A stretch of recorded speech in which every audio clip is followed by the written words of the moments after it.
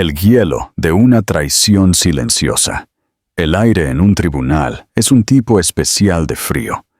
No solo congela la piel, sino que se filtra hasta los huesos, cargando el peso de promesas rotas y futuros destrozados.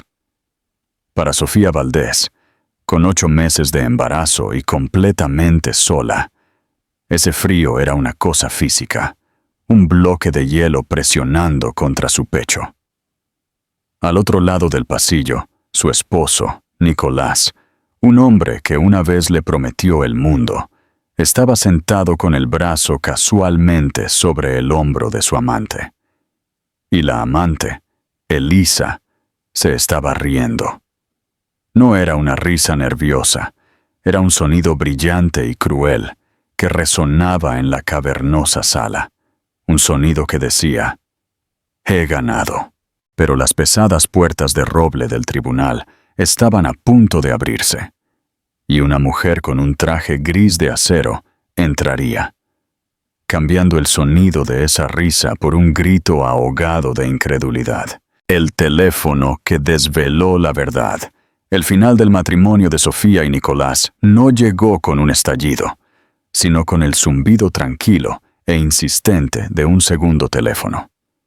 Era un elegante teléfono negro, escondido en lo profundo de una caja de viejos registros fiscales en la parte trasera del armario de la oficina de Nicolás. Sofía había estado buscando un documento para la refinanciación de su hipoteca, una tarea mundana para una vida que ella creía que era maravillosamente, perfectamente mundana. Lo tenían todo, o al menos eso pensaba el mundo. La extensa y moderna casa en los suburbios, con sus ventanas de piso a techo con vistas al lago. El rotundo éxito de Nicolás, con su empresa de software. Y el proyecto más preciado de todos, el bebé que crecía firmemente bajo su corazón. Su vida era una obra de arte cuidadosamente curada. Cenas con gente influyente, galas benéficas donde se anunciaban sus donaciones, y fines de semana navegando en la bahía. Nicolás era encantador, ambicioso y devastadoramente guapo. Era el hombre que podía dominar una sala de juntas con una palabra suave, y que hasta hacía poco había mirado a Sofía como si ella fuera la única fuente de luz en su mundo. Trazaba la hinchazón de su vientre por la noche, susurrando nombres para su hijo, planes para su futuro, promesas de un amor que duraría una eternidad. El zumbido de ese teléfono fue una nota discordante en su sinfonía. La curiosidad, una sensación molesta y no bienvenida, la obligó a contestar. Una voz de mujer, ronca e impaciente, estaba al otro lado. «Nico, cariño, ¿sigues atrapado en esa reunión? Tengo el champán en hielo en el hotel. No me hagas esperar demasiado». La línea se cortó. Sofía se quedó paralizada, el plástico frío del teléfono resbaladizo en su palma. Nico. Nadie lo llamaba Nico, excepto unos pocos selectos de sus días universitarios. Y el hotel era donde él afirmaba tener una conferencia de una semana. Él estaba asistiendo a una conferencia que ahora sabía que era una mentira. El nombre en la cadena de mensajes de texto que llenó la pantalla era Elisa. Los mensajes eran un archivo brutal y explícito de una aventura de 2 años. Fotos de ellos en habitaciones de hotel, en playas tropicales, a las que ella nunca había ido. Capturas de pantalla de transferencias bancarias y promesas de un futuro que no tenía lugar para una esposa y un hijo. La peor parte no fue solo la traición física, sino la traición de su vida. Se quejaba con Elisa de los cambios de humor de Sofía durante el embarazo. Se burlaba de la forma en que ella se quedaba dormida en el sofá después de un largo día. Llamó a su hijo no nacido la complicación. Cuando ella lo confrontó, sosteniendo el teléfono como un arma, la fachada encantadora no solo se agrietó, sino que se desintegró. Su rostro, generalmente tan abierto y cálido, se convirtió en una máscara de fría furia. No hubo disculpas ni remordimiento. «Revisaste mis cosas», le espetó, con la voz baja y peligrosa. «Después de todo lo que te he dado, me has dado una vida construida sobre mentiras, Nicolás». La voz de Sofía tembló, una mezcla de rabia y desamor. «¿Quién es ella? ¿Quién es Elisa?» «Elisa Vega es una mujer que me entiende», dijo, arrebatándole el teléfono de la mano. «Ella entiende lo que se necesita para estar con un hombre como yo. Ella no es sentimental». La forma en que dijo la palabra sentimental fue como una maldición, convirtiendo todo el amor y el cuidado que ella había puesto en su hogar, en su vida, en su futuro hijo, en una debilidad. Al día siguiente, un mensajero entregó un grueso sobre. Dentro había documentos de divorcio. Nicolás no solo la estaba dejando, sino que estaba tratando de borrarla. Su demanda afirmaba que ella, emocionalmente inestable, una manirrota, y que su acuerdo prenupcial, un documento que su equipo de abogados había redactado y que ella había firmado en una neblina de amor y confianza, la dejaba prácticamente sin nada. Impugnó la propiedad de su casa, alegando que fue comprada con activos prematrimoniales. Ofreció una cantidad insignificante e insultante de manutención infantil, supeditada a que ella firmara un acuerdo de confidencialidad. Estaba intentando dejar a su esposa embarazada, en la miseria y en silencio. Su primer intento de buscar asesoría legal fue un desastre.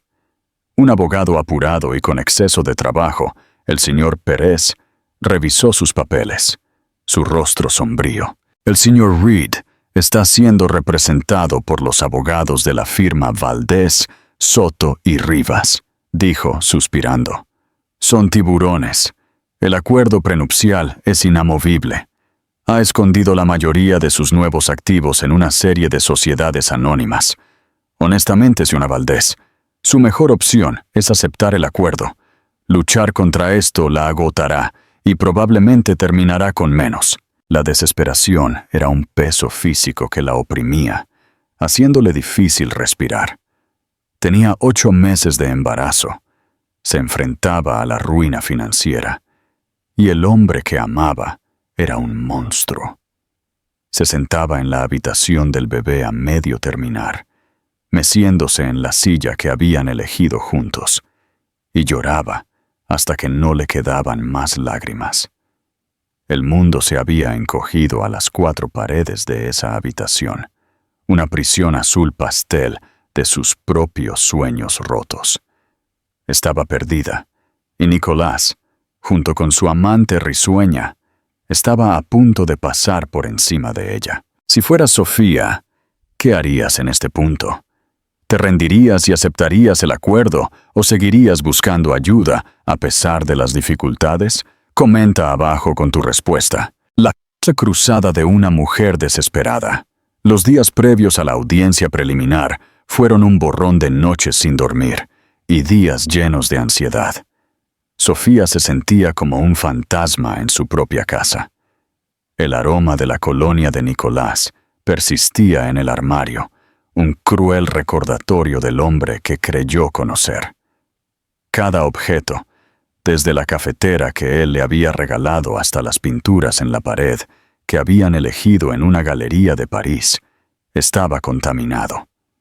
Él ya había sacado sus pertenencias, empacadas y retiradas, con una eficiencia escalofriante, dejando agujeros en los estantes y las paredes que reflejaban el vacío en su vida. Su abogado, el señor Pérez, la llamó con actualizaciones que solo profundizaban su temor. «Han presentado una moción para que desaloje la casa, Sofía», dijo, con voz cansada.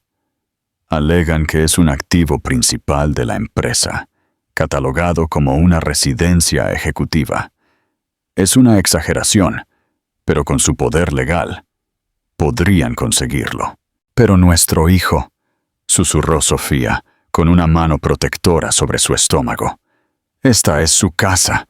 No puedo quedarme sin hogar. Lucharemos, dijo el señor Pérez, aunque sonaba todo menos confiado. Solo prepárese para un día difícil en la corte. El sistema de apoyo de Sofía era pequeño. Sus padres habían fallecido hace años, y su amiga más cercana, Julia, vivía en otra ciudad. Hablaban todas las noches, y la indignación de Julia era un pequeño consuelo en el silencio sofocante. «Esto es una locura, Sophie», Julia se enfureció por teléfono. «No puede hacerte esto. Tiene que haber alguien que pueda luchar contra esta gente». Pérez suena como si ya se hubiera rendido. «Nadie quiere el caso», admitió Sofía, con la voz ronca. «La firma de Nicolás tiene una reputación. Sepultan a la gente en papeleo y en honorarios legales. Todos los que he llamado dicen que el acuerdo prenupcial es demasiado fuerte y que la lucha no vale la pena». Hubo una larga pausa al otro lado de la línea. Luego la voz de Julia cambió, bajando a un susurro conspirador. «Está bien, esto es un tiro al azar. Es básicamente una plegaria. Pero escuché un nombre de un colega mío en el diario legal. La llaman la cirujana». «¿Quién?», preguntó Sofía, desesperada por cualquier atisbo de esperanza. «Se llama Elena Velasco. Es una leyenda en litigios complejos y contabilidad forense. No solo defiende un caso, lo disecciona, encuentra el único defecto y lo desgarra todo. Una vez derribó a un gigante farmacéutico porque encontró una sola firma falsificada en un documento de patente de hace 30 años. Sofía sintió un atisbo de algo, pero se extinguió rápidamente. «Suena cara e imposible de contactar». «Lo es», confirmó Julia. «Apenas aceptan nuevos clientes. Se rumorea que solo toma casos que le interesan personalmente, casos donde hay una injusticia profunda y fundamental. La gente dice que es más una cruzada que una abogada, pero una cruzada con colmillos de víbora, ¿eh? Pero Sophie, ¿qué tienes que perder?» El nombre se le quedó grabado. Elena Velasco. Sonaba poderoso, sólido.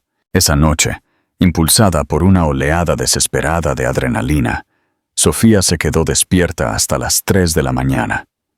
No podía permitirse un anticipo, ni siquiera podía conseguir una reunión, pero podía escribir. Abrió su computadora y comenzó a escribir un correo electrónico a la dirección general en el sitio web minimalista de la firma de Elena Velasco. No escribió como una cliente que busca servicios legales. Escribió como una mujer a la que le habían robado su mundo. Vertió cada detalle: el segundo teléfono, los mensajes crueles, el frío desprecio de Nicolás, la evisceración financiera meticulosamente planeada. Escribió sobre la habitación del bebé, sobre las patadas de su hijo no nacido, sobre el terror de enfrentarse a la maternidad soltera sin nada. Adjuntó la demanda de divorcio y el acuerdo prenupcial. Y una sola foto de ella y Nicolás, de hace un año, ambos sonriendo, la mano de él descansando sobre su vientre a un plano. El asunto del correo era simple. Llamó a nuestro hijo la complicación, presionó enviar y sintió un vacío profundo. Era un mensaje en una botella arrojado a un vasto océano indiferente. No esperaba una respuesta. Durante 3 días no hubo nada. El señor Pérez llamó para confirmar la hora de la audiencia. A las 9 a.m. en punto. Tribunal 4B. Trate de parecer serena, Sofía. No deje que vean que la están afectando. Serena. La palabra era una broma. Se sentía como un frágil pedazo de vidrio, ya agrietado con 1000 fisuras, a punto de ser golpeado por un martillo. La noche antes de la audiencia, empacó una pequeña bolsa para el hospital, por si acaso el estrés inducía un parto prematuro. Preparó su único vestido de maternidad decente, uno azul marino simple, que se sentía lamentablemente inadecuado para una batalla contra titanes. A las 11:47 p.m., su teléfono vibró con un nuevo correo electrónico. El remitente era E. Velasco. Su corazón latió con fuerza contra sus costillas. El mensaje era brutalmente corto, desprovisto de cualquier cumplido. He revisado los documentos. El acuerdo prenupcial es una obra de arte. Mi oficina. Mañana. No llegue tarde. Traiga todo lo que tenga. Sofía lo leyó 5 veces. No era una oferta de ayuda. No era una promesa de victoria. Era una orden. Y por primera vez en semanas, en lugar de miedo, sintió una chispa frágil y desconocida de esperanza encenderse dentro de la oscuridad. El juego de la reina. El Tribunal del Condado de Madrid era un monumento de piedra gris y columnas imponentes, diseñado para hacer que el individuo se sintiera pequeño e insignificante. En esta mañana de martes lo estaba logrando brillantemente. Sofía, agarrando una cartera de cuero gastada que contenía cada documento financiero que poseía, sintió que su resolución se desmoronaba con cada paso por la escalera de granito. Su reunión a las 7 p.m. con Elena Velasco había sido tan intimidante como el correo electrónico. La oficina era un estudio de minimalismo austero, suelos de hormigón, paredes de vidrio y un único y formidable escritorio negro. Elena Velasco era mayor de lo que Sofía había imaginado, tal vez de unos 50 y tantos años, con ojos agudos e inteligentes que parecían ver a través de ella. Su cabello plateado estaba cortado en un bob severo y elegante, y llevaba un traje tan perfectamente hecho a la medida que parecía una armadura. No le había ofrecido café ni condolencias. Simplemente había tomado los archivos de Sofía y le había dicho: «Cuéntame todo. No omitas nada». Durante 1 hora, Sofía habló, su voz ganando fuerza a medida que Elena escuchaba con una quietud inquietante.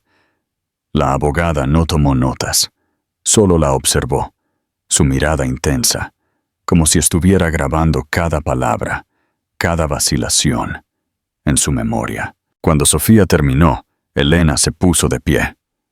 «Su esposo no es solo un adúltero, señora Valdés», dijo, con la voz baja y precisa. «Es un ladrón, pero es un ladrón cuidadoso. Tenemos una larga lucha por delante. Hoy simplemente detendremos la hemorragia». Miró su reloj. «Son las 8:45. Vámonos». Mientras caminaban hacia el Tribunal 4B, Elena le dio una sola instrucción. «Pase lo que pase, no importa lo que digan o hagan, usted me mira a mí. No lo mire a él, no la mire a ella. Su foco está en mí». «Entendido». Sofía asintió, su garganta demasiado tensa para hablar. Llegaron tarde. Intencionalmente, se dio cuenta Sofía. El señor Pérez ya estaba en su mesa, con aspecto pálido y sudando bajo las luces fluorescentes. Se levantó de un salto cuando las vio, con los ojos muy abiertos de incredulidad ante la vista de Elena Velasco. Al otro lado del pasillo, Nicolás era la imagen de la confianza. Llevaba un traje azul marino a medida. Su postura era relajada, su mano descansando en el respaldo de la silla a su lado. En esa silla estaba sentada Elisa Velasco. Ella era más joven que Sofía, con cabello negro brillante y una sonrisa depredadora. Llevaba un vestido rojo vibrante, un deliberado y llamativo toque de color en el apagado tribunal. Se inclinó y susurró algo al oído de Nicolás, y ambos se rieron. Entonces, los ojos de Elisa se encontraron con los de Sofía al otro lado de la sala. No apartó la mirada. Sostuvo la mirada de Sofía y sonrió con una mueca lenta y triunfante. Era una sonrisa de absoluto desprecio. El juez Mendoza, Un hombre cansado con una expresión perpetuamente severa ordenó que se abriera la sesión. El abogado de Nicolás, un hombre astuto y de cabello plateado llamado Arturo Valdés, se levantó de un salto. Señoría, estamos aquí hoy por un asunto simple.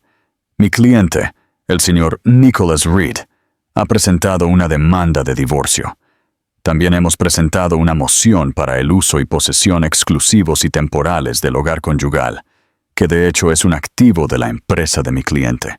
La señora Reed se ha negado a desocupar. Mientras hablaba, Elisa se inclinó hacia Nicolás de nuevo, sus labios pintados de rojo cerca de su oído. Una risa brillante y cruel se escapó de ella. No fue ruidosa, pero en el tenso silencio del tribunal, cortó el aire como un fragmento de vidrio. Era el sonido de la victoria, de la humillación, de una mujer que creía que tenía todas las cartas. Sofía se estremeció. El sonido de un golpe físico. Sus ojos se llenaron de lágrimas y su mirada se dirigió instintivamente hacia Nicolás. Pero luego recordó la orden. «¡Mírame!», obligó a su cabeza a girar. Sus ojos llenos de lágrimas se encontraron con el gris frío y firme de Elena Velasco. Elena asintió apenas de manera perceptible, una orden silenciosa para mantenerse firme. «Señor Valdés», dijo el juez Mendoza, su voz teñida de fastidio por la interrupción. «Controle a sus asociados». Nicolás le susurró algo a Elisa, quien sofocó otra risita con la mano, sus ojos bailando de diversión. Y entonces las pesadas puertas de roble en la parte trasera del tribunal se abrieron con un golpe decisivo. Todas las cabezas se giraron. Enmarcada en la puerta estaba Sofía Valdés.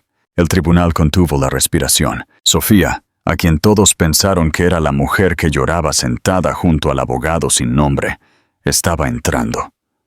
Sus pasos eran lentos pero firmes. Su vestido azul marino abrazaba la curva completa de su vientre embarazado. Su rostro, aunque pálido, estaba fijo con una nueva y desconocida determinación. Y a su lado, a la par con ella, estaba Elena Velasco. La sala estalló en susurros. El señor Pérez, todavía sentado en la mesa, parecía completamente desconcertado. Arturo Valdés se detuvo a mitad de una frase, con la boca ligeramente abierta. Pero la reacción más profunda vino del otro lado del pasillo. La sonrisa confiada de Nicolás se desvaneció, reemplazada por una mirada de total incredulidad. Su rostro se puso blanco. Elisa Velasco se congeló, con la mano aún cerca de su boca. Sus ojos risueños ahora estaban muy abiertos por un horror naciente y repugnante. Miró a la mujer que caminaba por el pasillo, la mujer cuya reputación era una pesadilla en el mundo legal. Y miró a la mujer cuyo apellido era el mismo que el suyo. Elena Velasco caminó hasta la mesa del demandante, poniendo una mano en el hombro de Sofía en un gesto de apoyo y posesión. Luego se dirigió al juez completamente desconcertado. «Señoría». Su voz era tranquila, clara, y cortó los murmullos como un bisturí. «Mis disculpas por la teatralidad. Mi cliente, la señorita Sofía Valdés, y yo estamos ahora presentes. Por favor, elimine la comparecencia del señor Pérez. Soy Elena Velasco y representaré a la señorita Valdés en este asunto». Giró la cabeza lentamente, su mirada recorriendo a Nicolás y aterrizando directamente en la mujer de rojo. Por primera vez, un destello de emoción cruzó el rostro de Elena, un destello frío y duro de desdén. «Y veo», dijo, con la voz goteando de hielo, «que mi hermanita está en una compañía interesante». El rostro de Elisa Velasco se arrugó. La risa había desaparecido. En su lugar había puro e inmaculado miedo. El juego acababa de cambiar, y ella ya no era una jugadora. Era el objetivo. El poder de la verdad a menudo reside en el momento en que se revela.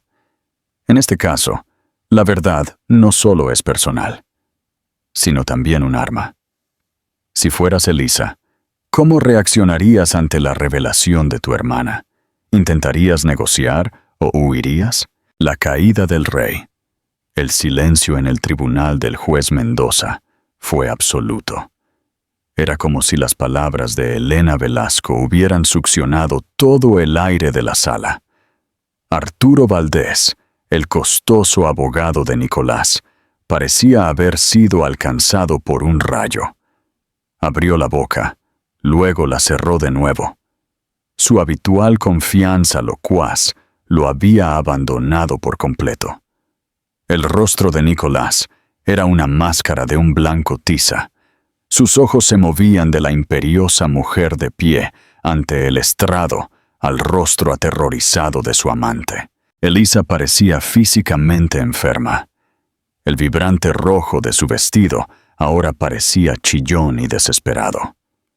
La conexión familiar, un secreto que presumiblemente había mantenido de Nicolás, ahora estaba al descubierto de la manera más pública y perjudicial posible. Su propia hermana, la legendaria mente legal de la que probablemente se había jactado en privado, ahora era su enemiga. El juez Mendoza fue el primero en recuperarse. Miró por encima de sus lentes, sus ojos cansados ahora agudos, intensamente enfocados en Elena. Conocía el nombre. Todos en la comunidad legal lo conocían.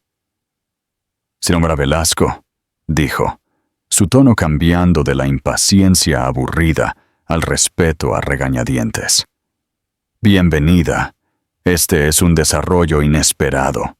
«La injusticia a menudo es inesperada, señoría», respondió Elena con suavidad, tomando su lugar junto a Sofía. Arregló un solo y delgado archivo sobre la mesa ante ella. «El señor Valdés estaba presentando una moción con respecto a la casa de mi cliente. Me gustaría abordarlo».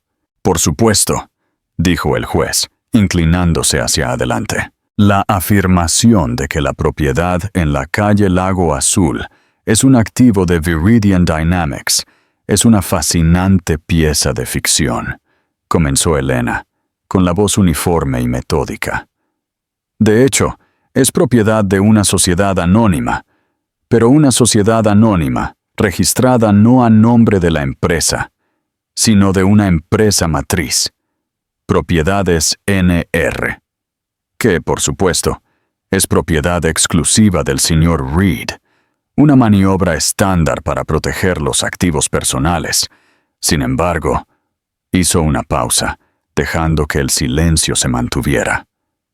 De lo que mi hermana y el señor Reed no se dieron cuenta es de que cuando usaron la cuenta de la empresa para comprar un brazalete de diamantes de $70,000 de la joyería de alta gama para la Sri de Velasco la Navidad pasada, un regalo que estoy segura fue para relaciones con clientes, crearon una mezcla de fondos tan flagrante que rompe el velo corporativo. Arturo Valdés se puso de pie. «Objeción. Eso no está fundamentado. Esta es una audiencia preliminar, no una deposición». Elena ni siquiera lo miró. Deslizó un trozo de papel de su archivo y se lo entregó al alguacil. «Está completamente fundamentado, señoría. Esta es una copia del recibo y el registro de la transferencia bancaria, obtenidos legalmente, se lo aseguro». El juez Mendoza examinó el papel, sus cejas subiendo por su frente. Miró a Nicolás, cuya mandíbula estaba tan tensa que un músculo palpitaba furiosamente en su mejilla. «Pero eso es un punto menor», continuó Elena, haciendo un gesto de desdén con la mano. «El verdadero problema con la moción del señor Valdés para desalojar a mi cliente embarazada es que es un acto de mala fe, destinado a intimidar y acosar. Un acto que habla de un patrón de comportamiento». Sacó un segundo documento. «Esto, señoría, es una declaración jurada. Es de un señor Roberto García, el exdirector financiero de Viridian Dynamics.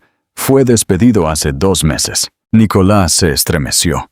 Un movimiento pequeño, casi imperceptible, pero Elena lo vio. El señor García fue despedido. Verá, porque se negó a autorizar la creación de una nueva entidad offshore en las Islas Caimán. Una entidad que el señor Reed insistió en que era para expansión internacional, pero que el señor García creía que tenía el propósito explícito de ocultar activos conyugales en previsión de este mismo divorcio.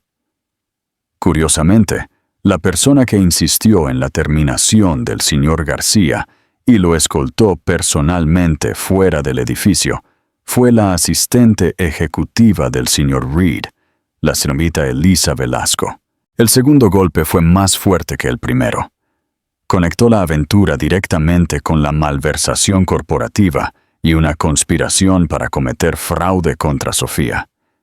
Ya no era solo un divorcio complicado, era potencialmente criminal. ¡Objeción!, casi gritó Valdés, con la voz quebrada. ¡Esto es calumnia! Ahora lo sabe, dijo Elena con frialdad, pasándole una copia. Sus manos temblaron ligeramente al tomarla. Estamos presentando una orden de restricción temporal, señoría, para congelar todos los activos personales y corporativos, tanto del señor Reed como de propiedades NR, pendiente de una auditoría forense completa. Creemos que el señor Reed ha defraudado sistemáticamente a mi cliente durante años, usando su empresa como una alcancía personal, con la participación activa de su amante. El juez miró de la declaración jurada a Nicholas, su expresión ahora de abierto disgusto. Nicholas Reed había entrado en este tribunal como un hombre poderoso, esperando aplastar a su esposa emocionalmente angustiada. En el lapso de 10 minutos, Elena Velasco lo había redefinido como un ladrón común y un conspirador, con su amante como su cómplice. Sir Valdés, dijo el juez Mendoza, con la voz peligrosamente baja. A la luz de esta información, su moción para desalojar a una mujer con un embarazo avanzado de su casa no solo es denegada, sino que es ofensiva. Otorgo la moción de la señora Velasco para una congelación temporal de activos con efecto inmediato. Se programará una audiencia sobre el asunto en 2 semanas a partir de ahora. Sugiero que ponga en orden los asuntos de su cliente. Y señor Reed, agregó, con su mirada como trozos de hielo, le aconsejo encarecidamente que no tenga contacto con su esposa o con ningún testigo potencial en este caso. Golpeó el mazo, el sonido resonando con la finalidad de un clavo de ataúd siendo martillado en su lugar. El tribunal levanta la sesión. Nicolás se quedó congelado en su silla, con el rostro pálido. Arturo Valdés le susurraba frenéticamente, pero él no parecía oír. Sus ojos estaban fijos en Sofía. Por primera vez, no la miraba con desprecio o lástima, sino con algo que se parecía aterradoramente al miedo. Elisa ya estaba de pie, recogiendo su bolso, sus movimientos bruscos y en pánico. No miró a Nicolás, miró a su hermana. Elena se encontró con su mirada, con una mirada de hielo puro y sin adulterar. No había familia allí, ni historia compartida, solo la fría promesa de un ajuste de cuentas. Elisa se dio la vuelta y prácticamente huyó del tribunal. Elena puso una mano suave en el brazo de Sofía. «El primer corte es el más profundo», murmuró, solo para los oídos de Sofía. «Ahora ellos sangrarán». Sofía bajó la mirada a sus manos, que estaban firmes por primera vez en semanas. El frío temor que había sido su compañero constante se había ido, reemplazado por la calidez de un fuego que recién comenzaba a arder. El poder no reside en lo que tienes, sino en la información que posees. ¿Crees que la revelación de la relación familiar fue la jugada más audaz de Elena? La justicia llega a su fin. Las 2 semanas entre las audiencias fueron un torbellino de actividad legal. La oficina de Elena Velasco se convirtió en el santuario y la sala de guerra de Sofía. Las paredes de vidrio pronto se cubrieron con pizarras blancas, detallando complejas redes de empresas fantasma, cuentas offshore y transacciones sospechosas. Elena y su equipo de contadores forenses, un grupo de individuos agudos e implacables, que parecían subsistir enteramente con cafeína y sed de justicia, trabajaron las 24 horas del día. No eran solo abogados, eran arqueólogos que desenterraban el registro fósil de la codicia de Nicolás. La congelación de activos había enviado a Nicolás y a su empresa a una espiral descendente. Con sus cuentas bloqueadas, no podía moverse. El dinero no podía cubrir sus huellas. Estaba atrapado. El proceso de descubrimiento comenzó, y Elena fue implacable. La declaración de Nicholas Reed fue una clase magistral de demolición psicológica. Tuvo lugar en una sala de conferencias estéril en la firma de Elena. Nicolás llegó con Arturo Valdés, intentando proyectar un aura de indignación aburrida, como si todo esto fuera una molestia trivial. «Señor Reed», comenzó Elena, con la voz engañosamente suave. «Hablemos de una propiedad. Su empresa, Viridian Dynamics, arrienda un chalet de esquí. ¿Puede decirme su propósito comercial? Es para retiros ejecutivos y entretenimiento de clientes de alto valor», respondió Nicolás suavemente, recitando una línea bien ensayada. «Ya veo», dijo Elena, deslizando una fotografía sobre la mesa. Era una publicación de Instagram de una cuenta privada. La cuenta pertenecía a Elisa. La foto la mostraba a ella y a Nicolás, envueltos en equipo de esquí, besándose frente a una chimenea crepitante. El chalet era inconfundiblemente él en cuestión.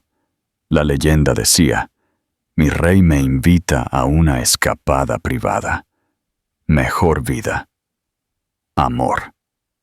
La publicación estaba fechada durante una semana en la que Nicolás le había dicho a Sofía que estaba en un simposio tecnológico en otra ciudad. La compostura de Nicolás se resquebrajó. «Mi vida personal no es relevante para este caso». Su vida personal se volvió relevante cuando comenzó a financiarla con activos corporativos, que son 50% propiedad conyugal de mi cliente, señor Reed, contraatacó Elena, con la voz endureciéndose. Este chalet, arrendado por $20,000 al mes por Viridian, fue utilizado como su nido de amor personal. Revisamos los recibos de catering, el instructor de esquí privado que contrató para la señorita Velasco, la caja de champaña cargada a la cuenta corporativa como suministros de oficina. Durante 6 horas, ella lo desmanteló, pieza por pieza. Cada mentira que había contado, cada dólar que había intentado esconder, fue sacado a la luz en la sala de deposición. Presentó manifiestos de vuelo, mostrándolo a él y a Elisa volando en primera clase a las Maldivas, a expensas de la empresa. Produjo estados de cuenta de tarjetas de crédito que detallaban miles de dólares gastados en artículos de lujo, todos para Elisa, todos clasificados como gastos de desarrollo de negocios. El siguiente fue el turno de la declaración de Elisa. Llegó intentando parecer una víctima, vestida con un traje gris conservador, su actitud sumisa. Intentó presentarse como una empleada joven e ingenua, arrastrada por un jefe poderoso y carismático. «Lo amaba», dijo, secándose un ojo seco con un pañuelo de papel. «Pensé que iba a dejar a su esposa. Me dijo que su matrimonio había terminado mucho antes de que yo llegara». Elena la dejó hablar, su expresión indescifrable. Cuando Elisa terminó su soliloquio, Elena se inclinó hacia adelante. «Señorita Velasco», dijo, el uso de su propio apellido, un giro deliberado del cuchillo. «Usted y yo crecimos en la misma casa. Sé con certeza que usted es muchas cosas, pero ingenua no es una de ellas. Hablemos de su ascenso a asistente ejecutiva. Me lo gané, dijo Elisa rápidamente. ¿Lo hizo?, preguntó Elena. ¿O fue una condición para su silencio después de que descubrió que el señor Reed estaba malversando fondos para cubrir una serie de malas inversiones personales en 2023? Tenemos los correos electrónicos, Elisa, los que envió desde una cuenta desechable a su correo electrónico privado, detallando las transferencias bancarias y sugiriendo que la ascendiera a una posición donde pudiera ayudar a gestionar la imagen. Usted no era su víctima, era su cómplice. Fue chantaje, ¿verdad? El rostro de Eliza se drenó de todo color. Miró a su hermana, la mujer cuya infancia había hecho miserable con su egoísmo y sus mentiras. Había robado dinero a sus padres. Había difundido rumores maliciosos sobre Elena en la universidad. Esta no era la primera vez que su codicia la llevaba a una confrontación con su hermana mayor. Pero sería la última. Yo quiero un abogado, balbuceó Elisa, con la voz un susurro patético. Debería haber conseguido uno hace semanas, dijo Elena, recostándose en su silla. La oficina del fiscal del distrito estará muy interesada en esos correos electrónicos. La telaraña no solo se estaba desmoronando, se estaba apretando en una soga. Descubrieron que Nicholas, con la ayuda de Elisa, había creado un empleado fantasma en la nómina de la empresa. El salario, una considerable suma de 6 cifras, se depositaba directamente en una cuenta a nombre de Elisa. Habían desviado cerca de $500,000 de esta manera. Durante este tiempo, Sofía encontró una extraña fuerza tranquila. Pasaba sus días en la oficina de Elena, no como una cliente, sino como parte del equipo. Su carrera antes del matrimonio había sido en diseño arquitectónico, y su ojo para el detalle era meticuloso. Examinó los planos de los edificios de oficinas que Nicolás reclamaba como activos corporativos, demostrando que eran cascarones vacíos sin inquilinos, diseñados únicamente para inflar el valor de la empresa. Encontró inconsistencias en los informes de gastos que incluso los contadores habían pasado por alto. Ya no era solo una víctima de la traición de Nicolás. Era una arquitecta activa de su caída. Una noche, mientras Sofía organizaba una montaña de pruebas, Elena se acercó y se sentó a su lado. «Tienes buen ojo», dijo la abogada. «Fue lo más cercano a un cumplido que jamás había hecho. Solo quiero que esto termine», confesó Sofía, su mano descansando sobre su vientre. «Por él, lo sé», dijo Elena, su mirada suavizándose por un momento. «Tomé este caso por el correo que escribiste, por la injusticia, pero también por ella. Mi hermana ha sido una fuerza de caos toda su vida, dejando escombros a su paso. Nuestros padres la protegieron, limpiaron sus desastres. La corté hace años, pero ahora veo que eso fue un error.